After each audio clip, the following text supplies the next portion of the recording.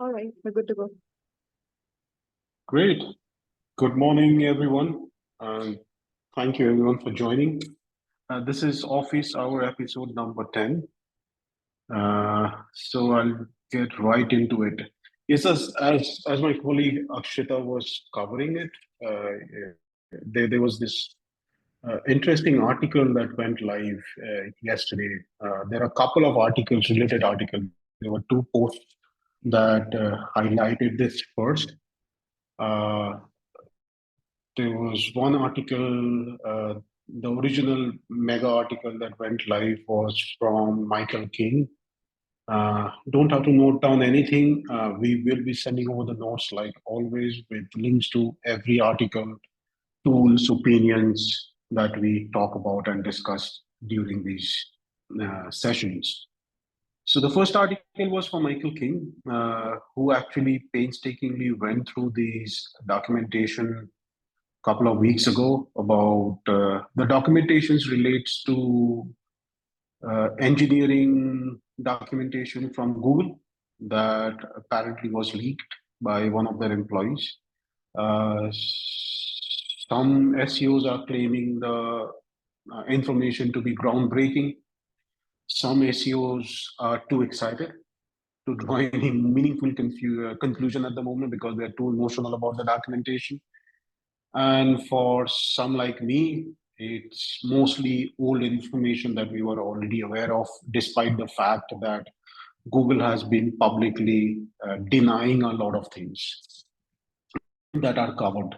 So this purported engineering documentation was studied by both Rand, who was initially part of Moz, but since then he's moved on. And I believe his non-compete is also over with Moz, due to which he can talk about things related to search.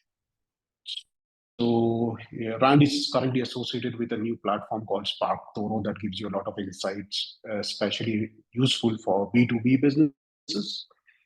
So they covered this in detail. Uh, they're like the entire documentation that was leaked was about like 2,500 pages, I believe, that had internal core information related to their API and engineering diagrams, etc., and some code.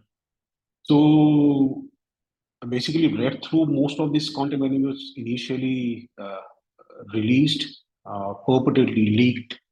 I don't know which one is true. There's no way for me to find out. But based on this documentation, few things that we should highlight, right? Apparently, the documentation has covered several elements that we were already aware of. As we all know, there were like 200 plus search ranking factors. These are the major ones. But as per Google's own internal documentation, there are like 14,000 plus search ranking factors that are applied at different phase of the customer journey. So the primary thing that came of it is site authority. This leaked documentation does mention site authority, indicating its role in ranking and contradicting Google's own public denial of domain authority usage. By the way, domain authority does not relate or has anything to do with the third-party scores that you see on platforms like Moz or Ahref or Majestic. Okay, it's their own algorithm. There's no way for us, you and me, to know how it is measured or computed. But the fact is, as per Google's own algo and related documentation, it does exist. Google has vehemently denied in the past that they use any form of user behavior data like click-through information to influence rankings,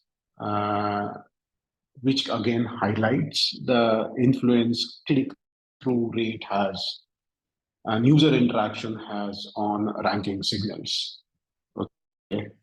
I'm not sure if many of you have used something like Mechanical Turks in the past to influence click-through rates or done experimentations with it, but we have. We have seen its usefulness in driving ranking, but you can draw your own conclusion from it if you run your own tests, experiments. If you're interested to learn more about it, we can discuss it later as to what and how you can apply it in your offering or your day-to-day work. Uh, Google doesn't need analytics for click-through data because click behavior, user behavior is easiest way of understanding whether something is useful. Uh, this again influences helpful content algos because if content is not helpful, you're not basically going to click on it. Even if you click on it, you're going to quit out of the page. So that drives home the fact why content needs to be useful and content needs to answer users' query right at the beginning rather than those long drawn introductions that some people end up writing. The purported leaked information also mentioned the Sandbox Effect. This is something that SEO world was aware of a while ago. So if you have a new website that is not trusted well or an untrusted website, it does affect its visibility. A lot of people, even we have faced it where like site is live for 3 months, I've done everything necessary, does not show up in search results prominently. And the visibility is diminished, even if it's a new niche. It used to be difficult. It still is. Apparently, it's part of Google's algorithm. They place the content or a website in a sandbox. This is again not definite, but documentation does suggest the age of the domain and the website that plays an effect, a prominent role in it. Uh, Chrome browser data, again, documentation shows that site level Chrome views, this may suggest some Chrome uses data play a part in real time move signals. That can explain why the growth of Chrome and why Google pushed Chrome to this extent. Again, there are some contradictions in the documentation uh, because what Google said and what Google write is two different things. As I always keep saying, take Google's advice with a pinch of salt. Uh, don't do what Google says. Study them and do based on how Google behaves. Okay, so what should be the key takeaways from this 2,500 pieces of documents that have been leaked? And there are like 500 to 1,000 blogs that are going to go live about it over the next course of next few weeks. Well, this is going to blow up. Links will remain important. The core metrics, the core practices of SEO will remain true. Links are important. Uh, the source type indicates how well Google understands a website and how well it trusts. There's no other way. So if you're starting a new website for a customer, how do you implement this? Do a content, make sure you cover the cluster well. Maybe it will require you to come up with plans for sites that are different from what you used to do. I know most agencies, the way agencies implement content on a website, if they do not have the website business in place, is basically I'll do like a couple of articles a month. If it's a new business and you're building a brand new website, this is not going to cut it. I would say charge upfront for the content. Do whatever is necessary to cover the topic from all different angles. For that, you cannot wait for a 12 months contract from a customer and then plan on doing one or two articles a month. You have to do it upfront. Do not try to rank a page on its own. Cover it with authoritatively, cover it from all angles, cover it through all the keywords that customer is supposed to use. Okay, charge upfront for the content, plan it out accordingly, and then provide their plan to the customer. Build links from the very beginning. Don't as soon as your content is done, start building links. A handful of good links will do well at local search. You do not need to compete with the national providers. This is one of the reasons why more successful SEOs they do link building at scale when at the beginning. content, Google evaluates the originality of short content and emphasizes the need to place key content early. That was one of my understanding from the documentation. Uh, Again, information prioritization. So that's the reason why tools like also asked that we covered in the past can be so helpful in understanding information priority based on the questions customers are asking. So cover the information that customers are asking first, then go after the rest of the details that you want to cover based on a topic. There are easier way of finding out how competitors are ranking for a certain keyword, how some of the content is ranking well. For example, I'll just go through this. Akshita, can you guys see my Google browser? Yep, perfectly. Okay, so for example, I search for car insurance, right? Let's see what are the typical insurance sites that are ranking. Allstate, Liberty Mutual, Geico, Progressive.com, III, Farmers Insurance. Say they show up in local search, or you're doing a national campaign for a larger provider. This is how I go about it.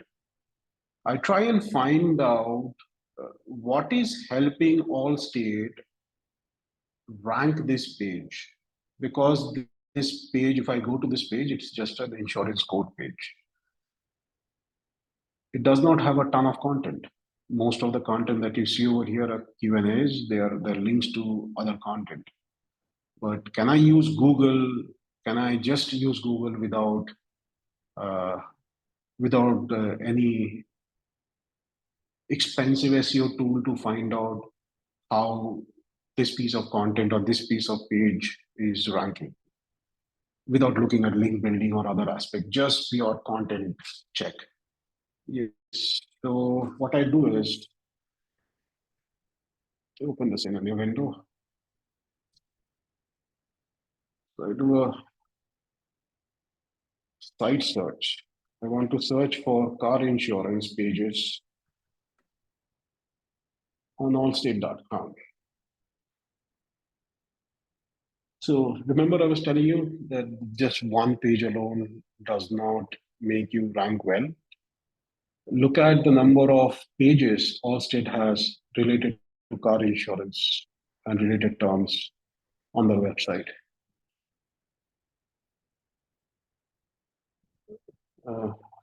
Like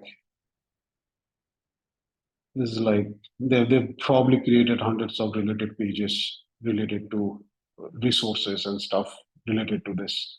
Unfortunately, Google has taken away the results count, the number of results on that show up for a given term, but you can get the gist. What you can do from here is a plugin called SEO Minion. Okay, you can use this Chrome plugin for free. Install it.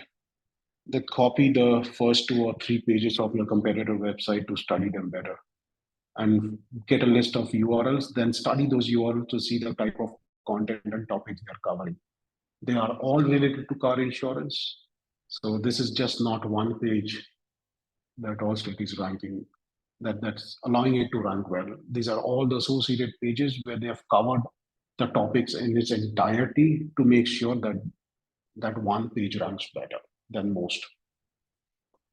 So that's what I mean when you're writing content, when you're creating your clusters. Okay, that's one of the points. Secondly, authors will play an important role going forward.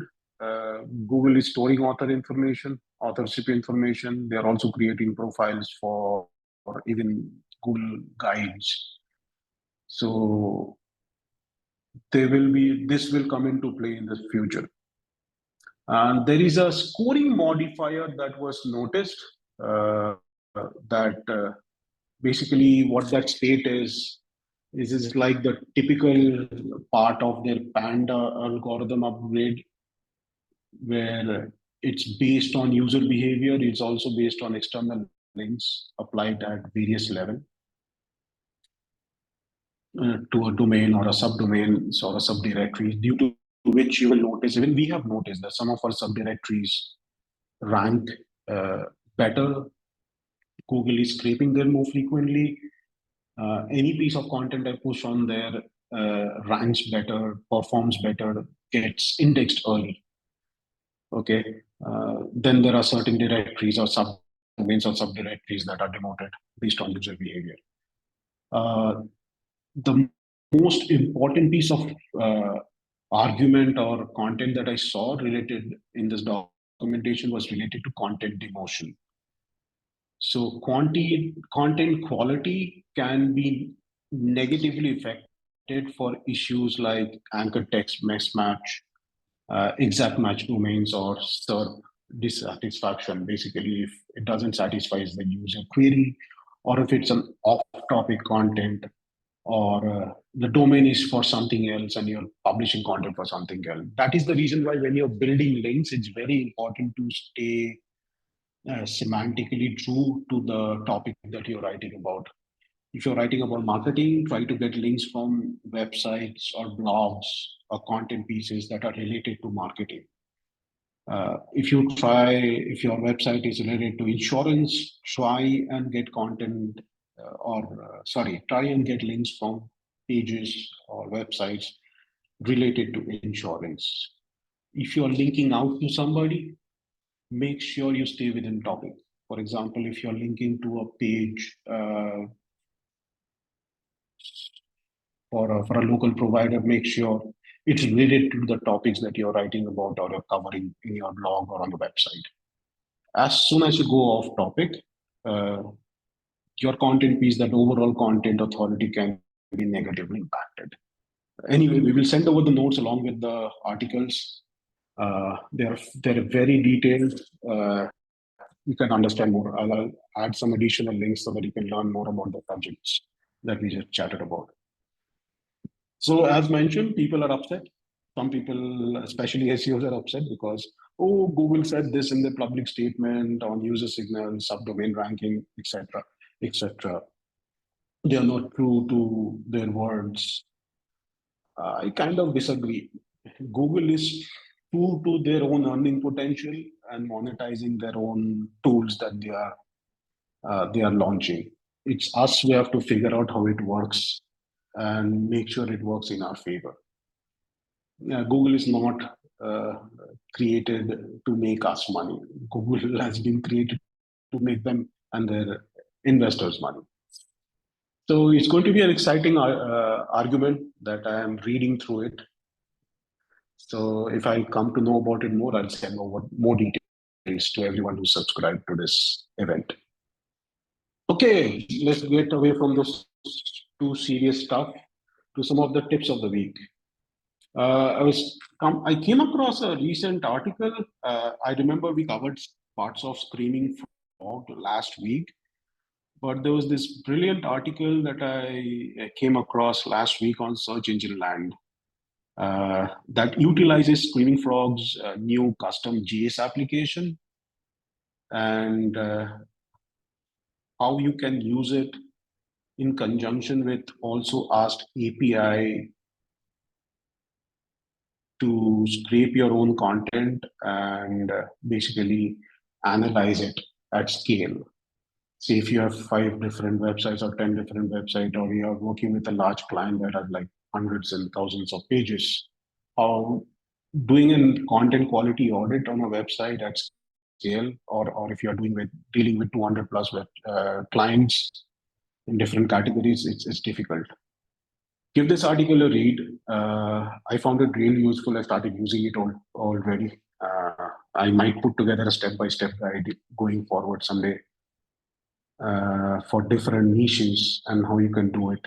But there's information good enough for you to get started with. If you are using Screamingfrog, if you just you can easily configure it and along with also Ask API, which is relatively cheap than most expensive SEO tools, and try it out. I found it really interesting when I was running it myself, so I thought of sharing. Again, the link will be included in the notes that Akshita sends across, so watch out for it. So next thing I was looking at was we were auditing a few customer profiles. For example, let's look at the theater district.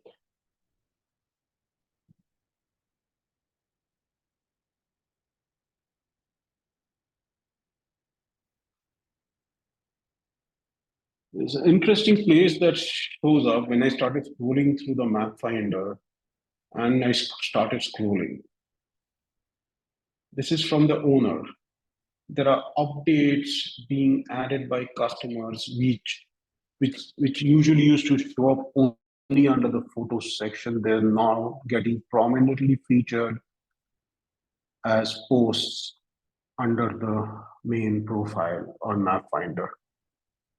Everything else remains the same. This was new to me. This was unique to me because I don't come across this too often. So these look like posts. So your customers can actually post on a business profile. So when you're auditing customers, especially if you're in the hotels niche, people are misutilizing this information and soliciting other kinds of services. If you're especially in the hotels industry, I think you should take some time and audit these in a timely manner, because especially if there are a local guide, as you can see here, they show up fairly prominently on your profile, especially when you're looking at it from the map finder or maps.google.com. Earlier, customers' own posts used to show up in this fashion. Now it looks like anyone who's doing business with that particular business are posting on their behalf. This is happening. In my opinion, this is both good and bad. Cover the bad first. As I mentioned, if you're a hotel business, I've seen strange things popping up here. Third-party organizations are misutilizing this information and solicit other kinds of illegal businesses. But for a new business, it's fairly good because for kind of improving the visibility on searches. Okay, does it impact ranking? I don't know, possibly not, but there could be certain secondary behavioral signals that could affect or impact your ranking. Do they drive conversions? Probably, if the content is good that is being posted by local guide. So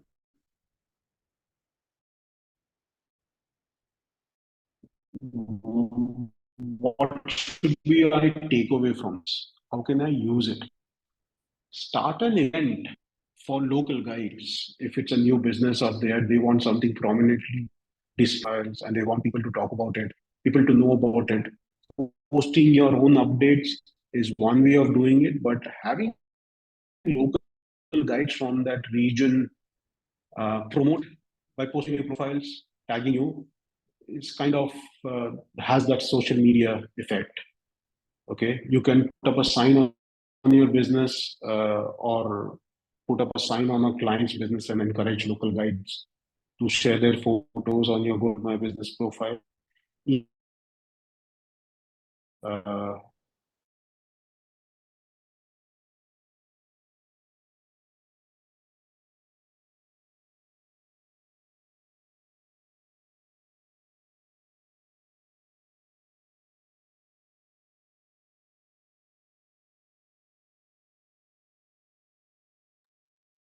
Hi, Neil. I think you got disconnected. For that, where you lose me? Yeah, it was connected. I think so. Where was I? Oh,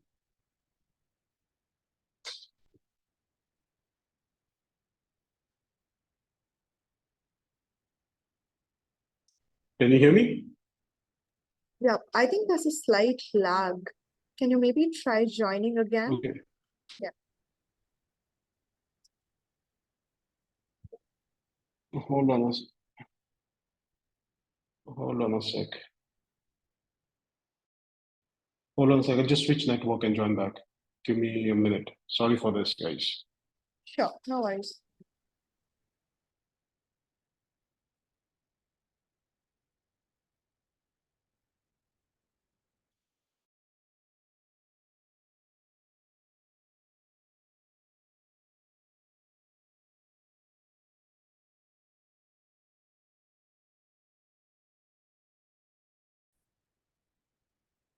Am I audible now? Yep.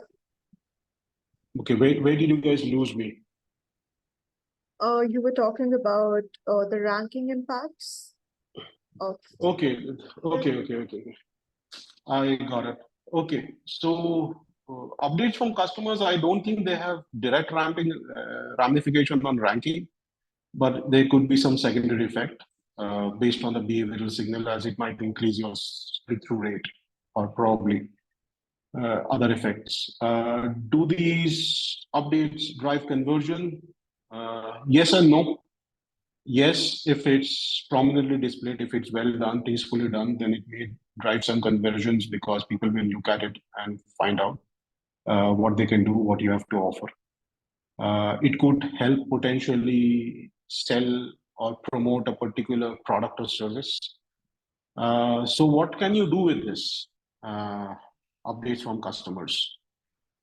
Thing I can think of basically put in a poster or an event, post an event for local guides prominently displayed at the business and ask them to share their photos, like we used to do with social media at one time, ages ago, when it still worked.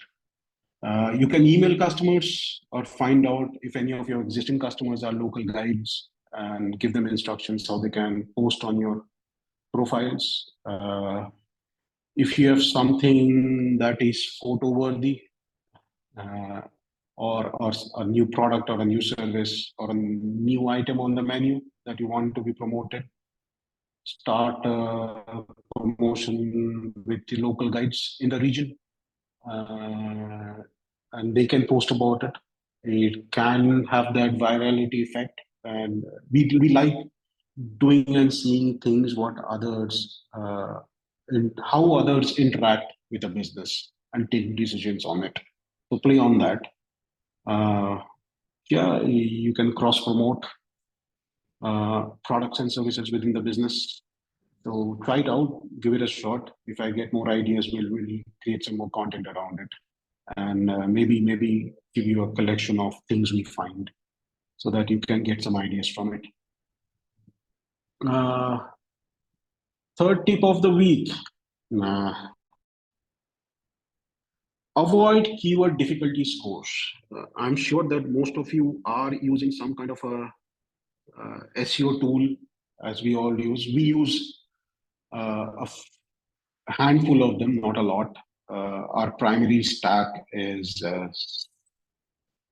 Screamingfrog. Sometimes I would go in and dabble with the content I find on Also Asked and SEMrush. Ahref is something that I used to use. I used to have a personal account, but I dropped because of their pricing changes and their usage-based pricing scared me, honestly. Someone I know got a 10x invoice from the usage after a month, and I decided to drop it. But if you are using some kind of this tools like Jastic or SEMrush, or if you are using something like Ahref, usually, and you're using it to do keyword research, which I truly think that you shouldn't, then you will notice they publish something called a keyword difficulty score. Now that's usually a proprietary metric that is calculated differently by different tools. So be very careful when you're using such markers and basing decisions on what content to publish or what content to write based on those metrics. There are cases where we have found where SEMrush and Ahref and Majestic data vary a lot. For example, one of the keywords that I was looking at, SEMrush said that is very hard to rank for, but at the same time, Ahrefs mentions it's easy.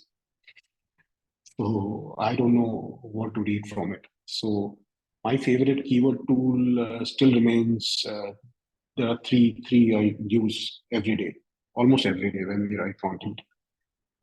Google Ad Planner. They are messing around with keyword scores a lot. They are messing around with clunking different types of keywords together, but that remains my go-to place when I start up something new. Secondary tool is my own search console information. When I have enough data, if you do not have it, then just rely on Google and search for things and see what shows up. Okay. Third thing that I mine a lot is customer information. Based on we record all our calls, CS and sales calls. I use that a lot. I basically run ChatGPT prompts on those call transcripts and take out specific words and phrases and questions that customers are asking for. Okay. If you do not have that, then I would say mine. If you have a help desk system, the customer has a help desk system, if they have a review system, feedback system, mine those data, mine those information, and see what customers are talking about. You'll get a lot of good low-hanging fruits right there. Again, understand these difficulty metrics. They are very, very subjective. What's difficult for you may not be difficult for another customer. Okay, it depends on site authority. It depends on your brand visibility. If you're a new site, you have a sum total of 10 pages of content and 5 backlinks citing your website, it's going to be very hard to rank for anything. But if I have a 10-year-old website and I have some good authority on authoritative websites, I post people citing me, it will be easier for me to rank for anything. Okay. So go ahead and create those content clusters, cover topics from all angles, find low-hanging fruits. We will be doing a detailed post about low-hanging fruits and content cluster next week. I will be distributing it to everybody who has signed up for this office hour session. And you will get to know whenever new post goes live. Tools for the week. There are a couple of things I was playing around with this week. One is relatively new to me and another is fairly old, at least a couple of years. I'm not sure if you've looked at it or not. So I'm always in the lookout for new tools, especially the ones that are not too expensive. So looking at this low fruits.io because I was helping my friend optimize one of his website, and he was from a niche that we do not usually cover fairly often. So I found this to be fairly useful, trying to find out low-hanging fruits and clustering, creating clusters for that topic. Give it a shot. It's fairly cheap compared to other tools. There's a Stand free credit that you can find. If you find it useful, please use it. The second tool that I wanted to chat about today is, I'm not sure how many of you actually go into the Google Sheet workspace and marketplace. There are some lovely tools over there. This one is a machine learning based application for Google Sheets that you can install directly into Google Sheets. And how is this helpful? For starters, we always find it very difficult to go through hundreds of lines of information from Search Console data. So if you're trying to spot outliers, and over and underachieving content pieces or URLs based on impressions and position data, this can get the work done in literally minutes, at times seconds. Just need to load up the information and follow the instructions, and the machine learning is very old school in a way. It doesn't have chat GPT elements like we do now, but maybe someone will come up with a tool like this soon. It helped me find those outliers that I was looking for, certain pages that performing well above expectation or performing well below. And then I take those and try and optimize them or take a decision on should I keep that page or not, or completely redo that page or that topic from scratch. Give it a shot. We'll include the link in the deck when we send it out. And tell me if you find this useful. Again, this is free. And the earlier tool that I mentioned, lowfruits.io, it's paid. But I like free tools. That's it from me for today. Let me know if you guys have questions. If anyone has any questions, just send it in the chat. You can send it to the group chat or just DM me directly. Meanwhile, one question that came to me, Neil, when we were talking about the author profiles, I think authority metrics while discussing. Yeah. So the question goes, so will having author profiles favor rankings now? I think this is an interesting one. I don't think so. People oversold author profiles a while ago when the SEO started rolling out. It happened with the EEAT algorithm updates and people started talking about it. I tested both. We tested both.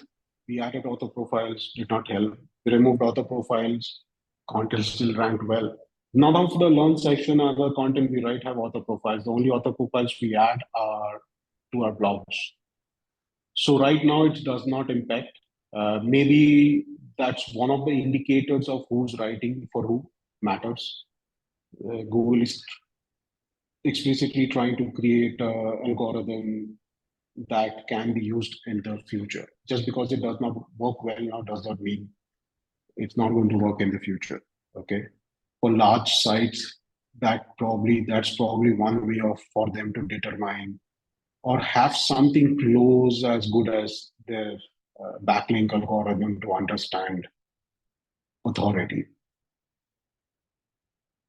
Okay, because look at it this way.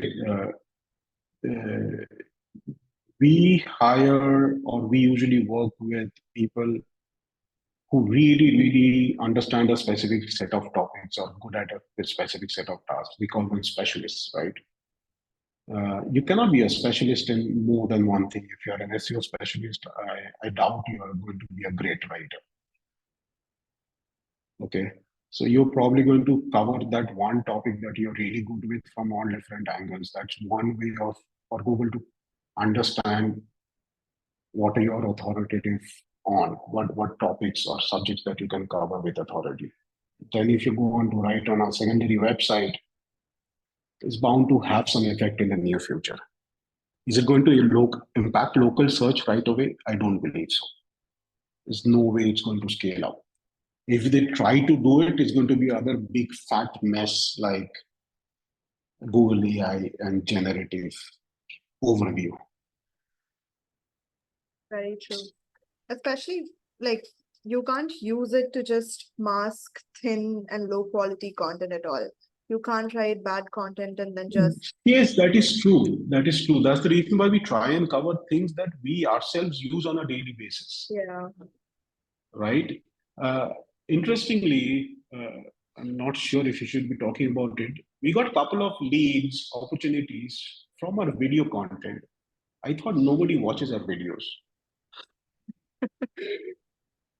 So that gives me an idea. Do an interview series with business owners that you're working with, launch another subject. Launch another service and call it authoritative video or author video or something like that. Give it a fancy name. You guys are better at it. And launch a service where you do a series of videos with the business owners. Not just the business owner. If you're working with an auto repair person, talk about different subjects. If you're working with an auto dealership, you can cover used car sales, new car sales, services, repairs, body shop. There are tons of people you can work with and do like 30 seconds or 1 minute video, helpful guides and tips. They can have the virality effect. Put it on your channels, put it on your social channels, put it on YouTube, put it on TikTok for all that matter. You don't know where people are going to discover your content. Okay, we might all claim, oh, we have got the distribution channel set, we know how the discovery channels work. I see more and more opportunities coming from that. We found you on Chat GPT, and like what? True. I think we can cover attribution in one of these sessions that we do going forward. It is a very interesting topic and something that a lot of businesses and clients might be Yeah, struggling. but that's a topic that's relevant to larger businesses. If most of the agencies, I don't think attribution is something that comes up easily. But yeah, we can cover it in passing and give it some thought. All right. I don't think we have any other questions. Thanks everyone for joining. Sorry if we rambled on a little bit towards the end. We have a lot of back and forth internally, Neil and I. So, all right. Thank you. Have a good rest of the week. Thanks for joining, and we'll see you. Thanks for joining, everyone. Yeah. Bye-bye.